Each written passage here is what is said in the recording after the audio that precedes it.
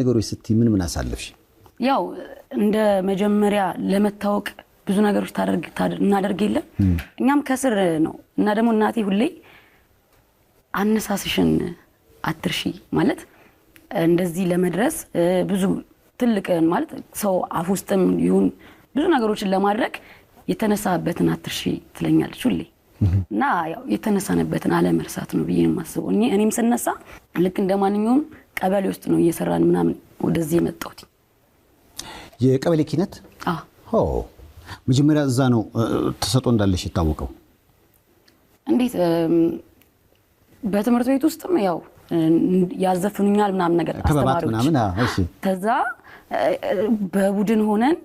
ጭፈራ ውድድር ይኖራል አይደለ ጭፈራ ነበር ልንወዳደር ይር ነው ከዛ እንዳጋጣሚ ቲያትር እና ዘፈንም በዛው ጓደኞቼ ያረ ተወዳዳሪ ምናምን ዘፈን ሄድኩኝ ግን አልጨረስኩትም ወረድኩ ከዛ ቀጥታ ቲያትር መማር ፈልጋለሁ ብዬ ገባው ተዛ በቲያትር ውስጥ ሙዚቃ ይተኝታል አይደል እንደዛ ምናምን እየሰራን እስቲ ዝፈኝ ተባልኩ ከዛ በኋላ በዘፈን ብቻ መስራት ጀመርኩኝ ቲያትሩም እንዳለ ብዙ እንትኑን ግን ማውንተምለው በዘፈኑ ላይ ነበር አሁን ድምጽሽ በጣም ነው የሚገርመው የምሽት መዝናኛዎች ቦታ ላይ ደግሞ አንዳንድ የማያቸው ነገሮች አሉ ምናልባት ብዙ የሚያጨቃጭቁ ሰው ድምጽ ብቻ ለመስማት አይመጣም በሚል ሙዚቃ የማይሰሩ እንስቶች አጋጥሞኛል ያው ለነገሩ ሲገባ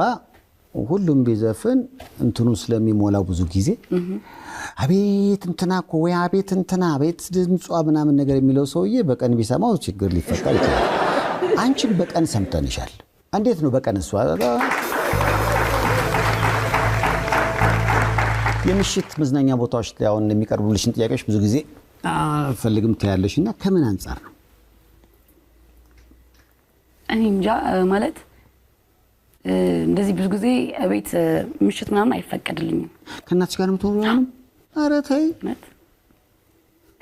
ወይ እስከ መቼ ነው የምትኖሪው ከናትሽ ትንሽ ምን አሰብሽ ብዙ ነው ማለት እናቴን ብዙ ነገሮችን አድርጌላት ነው ከቤት መውጣት የምፈልገው ለምሳሌ ቤት አዎ የራሳቸው ቤት እንዲኖራቸው አዎ እንደዛማ ከሆነ የምሽት መዝናኛው ጋር መስራቱ ወይ ከሰርፕራይዙ ጎን ለጎን ማድረጉ ራሱ እኮ የቤት መስሪያውን ለማግኘት አቋራጭ መንገድ ነው